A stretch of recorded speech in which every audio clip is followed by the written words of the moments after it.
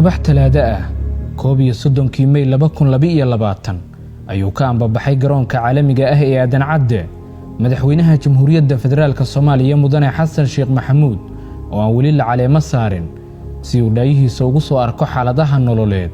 amni iyo dhaqaale ee muwaadiniinta ku nool deegaanada Koonfur Galbeed oo kamid ah kuwa ay sida daran u saameeyeen dhibaatooyinka ka dhashay abaaraha boqolaal kamid ah bulshada Koonfur Galbeed ayaa buuxiyay garoonka Shaati Guduud ee magaalada Baydhabo si ay u soo dhaweeyaan wafdiga madaxweyne Xasan Sheekh Maxamuud waxa uu ahaa socdaal farxad iyo rajo dawladnimo ku abuuray kumanaanka wixii ay haysteen ku waayay aafooyinka ka dhashay isbeddelka cimilada ee cunto la'aanta iyo caafimaad darrida la ildaran kuna qotomay u kurgelidda xaaladaha nololeed ee muwaadiniinta ay saameeyeen dhibaatooyinka ka dhashay abaaraha dhabo heshiisiinta ummadda xoreynta dalka iyo hirgelinta aragtida madaxweynaha jamhuuriyadda ee Soomaali heshiis ah dunidana heshiis la ah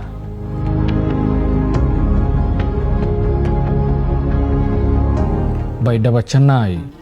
magaaladii bulshada nabadda martisoorka iyo ilbaxnimada koror dhisme oo xawli ah koboc dhaqaale horumar bulsho iyo hanaan maamul ayaa ka muuqda dalkeen ii dadkeen diinteen furqaan ii duunyada nool dawliin baahnay baaxadda magaaladan iyo bulshada badan ee ku nool waxa ay sababtay in madaxweynaha jamhuuriyadda u garto inay noqoto magaaladii ugu horeysay ee uu booqdo isaga oo aan wali la caleemo saarin si uu u gaarsiiyo qorshihiisa siyaasadeed ee nabadda iyo dimuqraadiyaddu saldhigga u yihiin si lamida madaxweyne Xasan Sheekh Maxamuud waxa talaabadan hore u qaaday inta badan madaxweynayaashii dalka soo maray laga soo bilaabo madaxweyne Cabdiqaasim Salaad Xasan ilaa iyo haatan oo talada dalka hayo madaxweynaha tobanaad ee jamhuuriyadda Mudane Xasan Sheekh Maxamuud waana talaabooyin bidhaaminaya ahmiyadda magaaladan istiraatiijiga ah ee uu leedahay dalka magaalada Baydhabo ee nagata booqashadii ta koowaad iyo nagata eedayadan ka faraxsana marka wali faday in aan fariin ana kiilo wadaaga taasoo ah mar walba booqashada madaxweynaha waliba ku nagadaas ama hayna la madaxweyne kasta deegaanka ku weelay in Baydhabo ha boogada laakiin wal qobadka oo yaani xuquuq qaybsiga ama hayna dhaqaalaha oo deegaanka markaasay la siiyo ama maamul goboleedka la siiyo wadamada deegaanada kala liidano ka jarna runtii weelana xuquuqaadka in la jimaaya dawladda dhexe dhaqaale fayl deegaanka Koonfur Galbeed haddii aan intaaniyanka deegto wala awoodiyada dawladda federaalka baaqanan diroomay boonti xooga saarta caafimaadka intii xooga saarta iyo dhaqaatiirta shaqo abuurka badan intii la sameeyo daawooyin hadii isbitaalo kale la dhiso fadhiyo hadii la mideeyo fadhiyo isbitaalada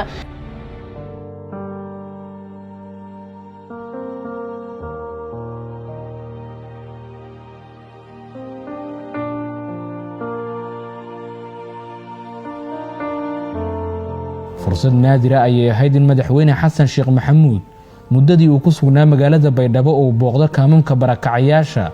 si uu soo arko nolosha dhabta ah ee ay ku jiraan shacabka ay waxyeeladu ka soo gaartay musiibooyinka ka dhashay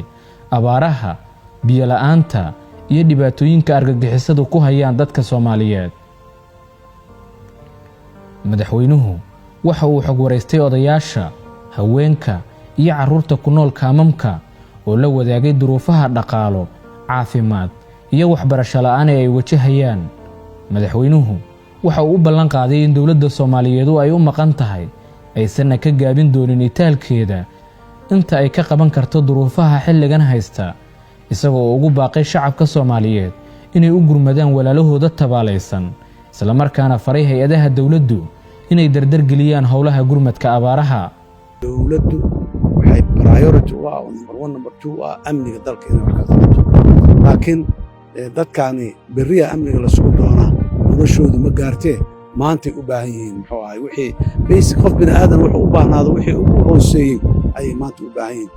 dadka waa joogaan annaguna waxaan ka shaqaynaynaa ilaahay inankiis inta karaankeena iyo xoogna isugu geyn waxa dadka Soomaaliyeed ee dhibaataysan oo duruuftaas ku jiro loo soo bixiyay inay soo gaaraan oo ay lagu hubsado inay maxaan ku raadin gaareen haddii aan yiraahdo qofka Soomaaliga ahow saxanka marka miiska lagu soo saaro cunto cunayso soo xasuuso in qof baahi la jiifin jiro walaalka cunug yar oo baahi daraadeed u ooynayo inuu meel joogo u fadhiyo ogaaw qalbigaaga ku jirto markaasna waxaad ka qaban kartaa madaxweynaha jamhuuriyadda federaalka Soomaaliya mudane Xasan Sheekh Maxamuud oo dhanka kale kulan la qaatay qaybaha kala duwan ee bulshada Koonfur Galbeed sida culimada, haweenka, dhalinyarada iyo aqoon-yahanka ayaa kala hadlay doorkooda ku aadan dib u dhiska dalka, adkeynta dawladnimada, dib u heshiisiinta iyo ka qayb qaadashada taakuleenta dadka danyarta ah.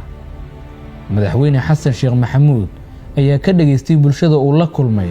aragtiyadooda ku aadan dawlad dhiska isagoo la wadaagay qorshaha dawladda federaalka ee horumarinta bulshada, shaqo abuurka, la dagaalanka argagixisada, nabadeynta, taabagelinta adeegyada aasaasiga ah iyo u gurmashada dadka tabaalaysan. madaxweynaha jamhuuriyadda federaalka Soomaaliya iyo madaxweynaha dawlad goboleedka Koonfur Galbeed Soomaaliya waxyaalahaas kala qaadnayna mayba kuma tahay dhibaatooyinka ku jira Soomaaliya guud ahaan gaar ahaan Koonfur Galbeed oo ah abaaraha wadanka ku jira sidii ummadan Koonfur Galbeed linku samad tibiilay dhibaatada teegna linku bahalay iyo sidii kale linku bahalay jidadkan xirxirin yaha laqaani munaasabad soo dhaweyn ah oo mas'uuliyiinta iyo shacabka Koonfur Galbeed ku maamuuseen madaxweynaha iyo wafdigiisa ayay dhaqanka iyo siyaasiyiinta deegaanka ku muujiyeen in waayo aragnimada madaxweyne Xasan Sheekh Maxamuud ee dalka uu horseedo dawlad wanaag iyo xaqiijinta himilooyinka shacabka Soomaaliyeed muddada dheer ku taamayeen. madaxweyne Xasan Sheekh Maxamuud oo mas'uuliyiinta iyo bulshada Koonfur Galbeed uga mahad celiyay soo dhaweynta ballaaran ee ay u sameeyeen ayaa tilmaamay in dawladda federaalka iyo Koonfur Galbeed ay wadajir isaga kaashan doonaan ka jawaabidda abaaraha iyo xoreynta dalka. waxaan rabaa dadka Koonfur Galbeed dawladda federaalka xaggeeda nabada idinka jirto saaxiibtinimo idinka jirto mas'uuliyad iyo dadkii idinku aad xilka u dhiibateen si toosan iyo si dadbanba aad xilka u dhiibateen oo adika aad wakiilateena idinka jiro shar iyo colaad iyo abaabul qaab daran iyo magaciisii idinkama jiraan xaggaas bas waxaan codsanaynaa idinku adkaynaynaa dhaxdiinana inaad sidaas oo kale ka dhigtaan. intaa kadib madaxweyne Xasan Sheekh Maxamuud iyo wafdiga uu hogaaminayay ayaa u aanbabaxay caasimadda dawlad goboleedka Galmudug ee Dhuusamareeb si uu uga mira dhaliyo qorshihiisa ku aadan Soomaali heshiis ah taasi oo aasaas u ah hirgelinta dib u heshiisiin dhab ah mideynta shacabka Soomaaliyeed iyo xoreynta deegaanada ka maqan gacanta dawladda oo uu tilmaamay in loo baahan yahay in reer Galmudug hormuud u noqdaan. inta aan la nimaday Galmudug fariin nabadeed, fariin dib u heshiisiineed, fariin walaaltinimo, fariin amni oo cadowga la iska kiciya. dawladda aniga aan madaxweynaha ka ahay oo ay shacabka Soomaaliyeed ii doorteen fariinteeda koobaad iyo teeda labaad iyo hortabinteeda koobaad iyo hortabinteeda labaad iyo teeda saddexaad waa amniga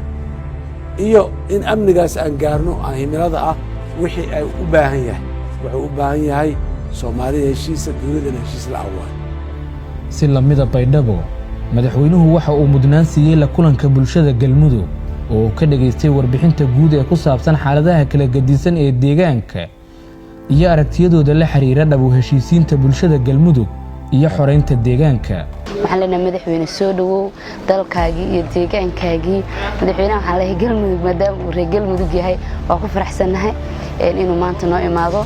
asagana maanta banaanka u taaganahay Dhuusamareeb maanta madaxa furan waxa waaye boqorna Xasan Sheekh soo dhaweynayna madaxweynaheena Soomaaliya. waxaan leenahay madaxweyne soo dhawow waxaan rajeynayaa haleeskaaga ahay Soomaali heshiisa dunida heshiis la meelaha ka bilowday oo ay Galmudug ku jirto inaad Galmudug heshiisiin doonto oo Galmudug ay noqon doonto meel ka faa'iideysata dib u heshiisiinta aad ku dhawaaqday.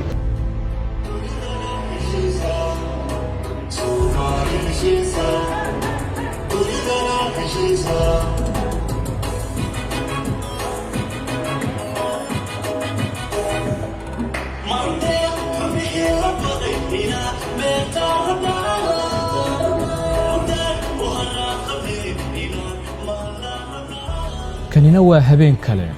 caways qurux badan oo madaxda iyo bulshada galmudug ku maamuuseen madaxweynaha jamhuuriyadda iyo wafdigiisa uguna mahad celinayeen dadaalkii uu geliyey dhismaha dowlad goboleedka galmudug xilli hogaamintiisii hore ayaa kulmiyey mas'uuliyiin siyaasiyiin aqoon-yahan iyo dhallinyaro waxaana lagu soo bandhigay fursadaha haatan ee galmudug iyo dowladda federaalku isaga kaashan karaan hirgelinta xal waara oo laga gaaro wax ka qabashada dhibaatooyinka ka dhasha musiibooyinka dabiiciga ah xoreynta iyo xasilinta dalka iyo xoojinta dowladnimada madaxweyne xasan sheekh maxamuud oo khudbad u jeediyey mas'uuliyiinta iyo shacabka galmudug ee madashan xaadiray ayaa tilmaamay in la joogo wakhtigii galmudug hormuud u noqon lahayd iska qaadidda hiryada argagixisada sidoo kale madaxweyne xasan sheekh maxamuud ayaa bulshada iyo mas'uuliyiinta galmudug ugu laab qaboojiyey in dowladda federaalku ilaalin doonto qawaaniinta dalka isla markaana madaxda galmudug iyo kuwa dowladda federaalku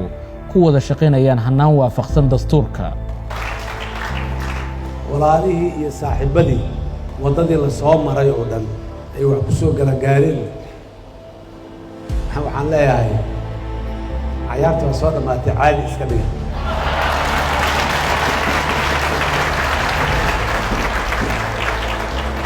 caadi iska dhiga haddii dadka qaar ay dhihi jireen bas waa buuxayo meel laga fuulo male tareen aan dhammaanaynaa taagan aan tareenka wada raacno muxuu ahay nabadda iyo aayahana aan aadno isma qabqabsa karno isma xagxaga karno haddaan isku noqonno annagoo isqabqabsanno oo isxagxaganno ahdaafta waaweyn oo aan sheegayno ma gaari karin safarka madaxweynaha jamhuuriyadda mudane xasan sheekh maxamuud oo qaatay muddo 4 maalmood ah ayaa jimcihii 3 Juun ku soo dhammaaday jawi nabad isfahan iyo xasilooni ah